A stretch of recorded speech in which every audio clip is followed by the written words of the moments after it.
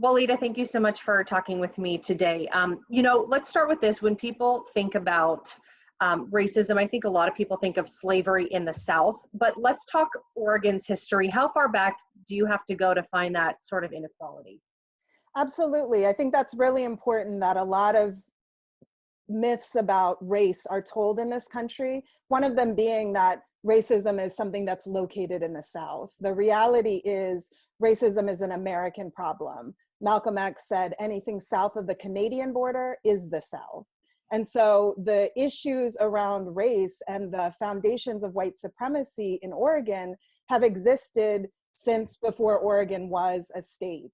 The foundations of the Oregon Territory were as a racist white utopia. And we can see that by many laws that have been passed, especially the Black Exclusion Law. The first one was passed in 1844, which outlawed Black people from living in the Oregon Territory, which was the entire Northwest. That law also included the lash law that said that Black people would be publicly whipped up to 39 lashes every 6 months until we left. So from the very foundation of Oregon as a territory, as a state, this has been the product of being a racist white utopia. How, if so, have you seen things change, and how long did it take for some of those laws to change? I think it's really important. I don't even like to call this history. I call it a living legacy, because the reality is the repercussions of this continue to exist with us. And these laws were on the book for an incredibly long time. Oregon was the only state in the union admitted with a racial exclusionary clause in its constitution. In Oregon's constitution, it outlawed Black people. It included the third Black exclusion law, said that we were not allowed to live here, we were not allowed to hold real estate, make contracts. That language was in Oregon's constitution until 2002. So until the 21st century, Oregon's constitution included the language of Black exclusion. And that was not an oversight. That was a purposeful decision by white Oregon, because the Black community came to Oregon over 80 years and said, remove this language and show us this is not the kind of place you want to live. And again, white Oregon reaffirmed this is exactly the kind of place we want to live.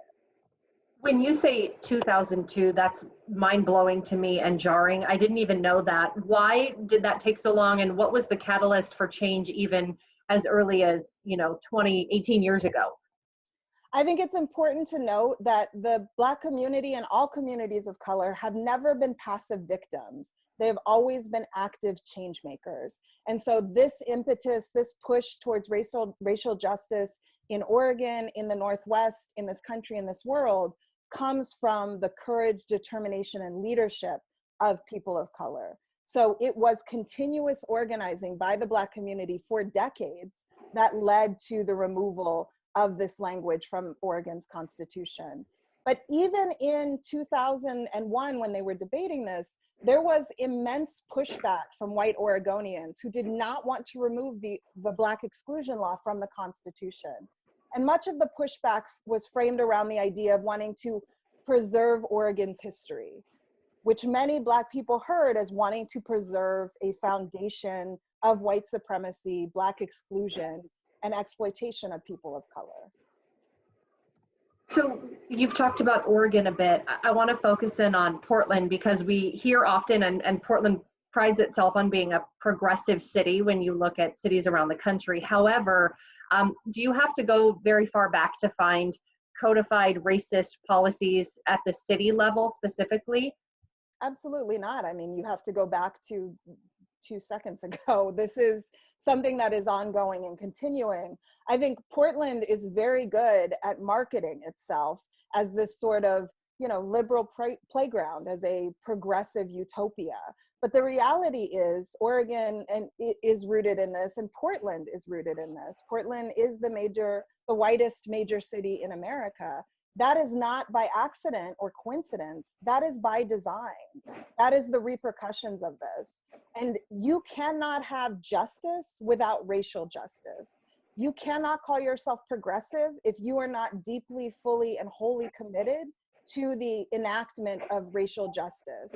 And Portland has proven itself time and time again that it likes the accolades it gets for progressiveness, but it is not willing to do the foundational institutional change work of putting racial justice into practice. You touched on this, but we talk about, Portland labeling itself a progressive city, but in fact, it's 70% white.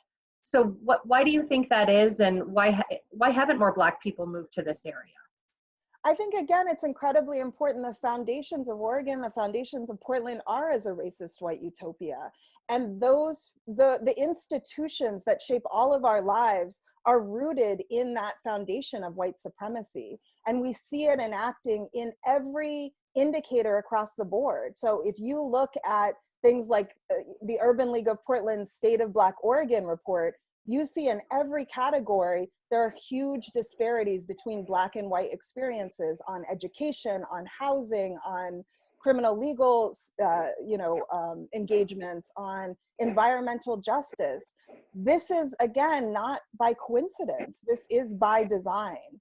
And Oregon and Portland have not ever committed to doing the real work of uprooting institutional racism, preferring to give liberal lip service, which does nothing except really gaslight people of color about their experiences here.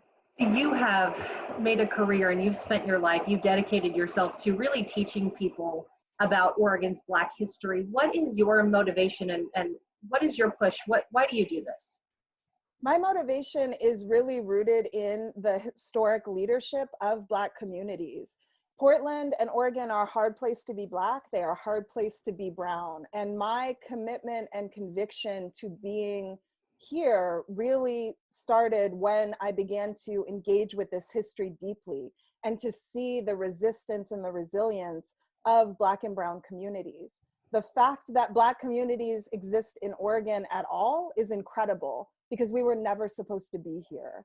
And it is through the sheer determination, stubbornness, courage, and creativity of Black communities that I can be here. And so I want to be part of that legacy and that history moving forward and making racial justice even more of a reality for future generations as past Black generations have done for me.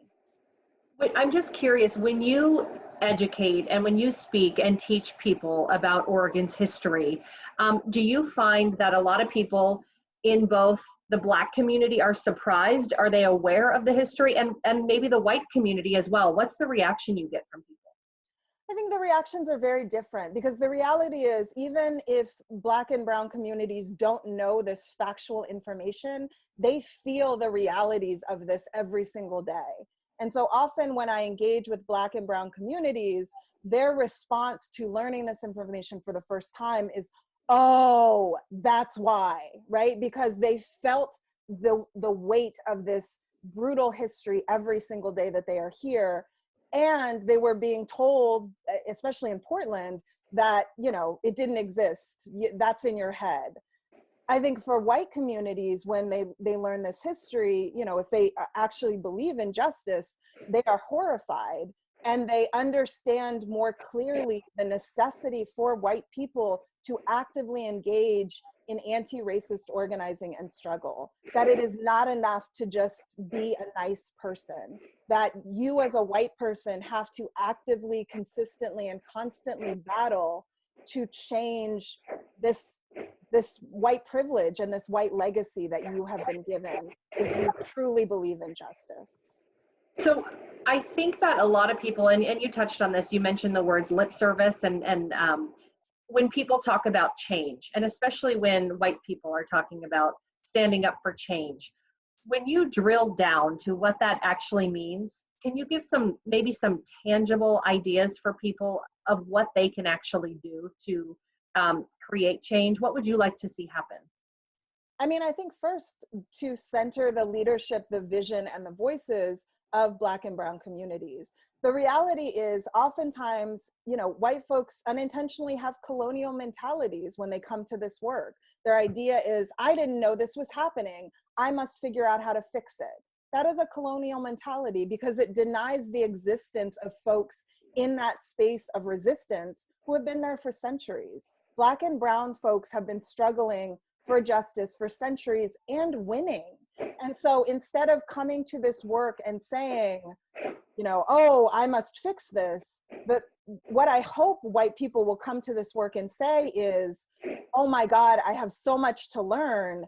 Let me seek out those folks who have been doing this work. Let me join organizations of white allies, and let me find ways to collectively follow the leadership and guidance and vision. Because the reality is Black and brown communities have been putting out reports, plans, strategic priorities for decades in this city. And this city would be improved and you know, institute racial justice by about 1,000,000% if those were followed. And every day there are even more creative, innovative solutions coming from Black and brown communities. So I would say to white people, the first step is to actually listen and then act following the leadership of Black and brown communities. What do you think of everything that you've seen? Does it give you hope when you look at the demonstrations and the mobilization efforts that you're witnessing right now? Do you feel hopeful? I feel incredibly hopeful by seeing the mobilization and the leadership of Black communities around this issue, as we have always done historically. I do think it is horrific that Black communities in the midst of a pandemic have to go out and risk their lives on so many multiple levels to ask for what should be the very simple demand: let us breathe, let us live, let us be free. And yet, Black folks, again, nationally and internationally and here in Portland, are doing that. It is incredibly inspiring. And I support the mobilization of all folks who are trying to institute real justice and liberation in this country and in this world. Well, Walida, thank you so much for talking with me and enlightening us on the history. And can people learn any more? Do you have a website, anything they can check out? Sure. My website is www.walidah.com. I also created the Oregon Black History Timeline, which you can view as a YouTube video if folks just want to Google that to learn more about this history. Thank you so much for your time. Thank you.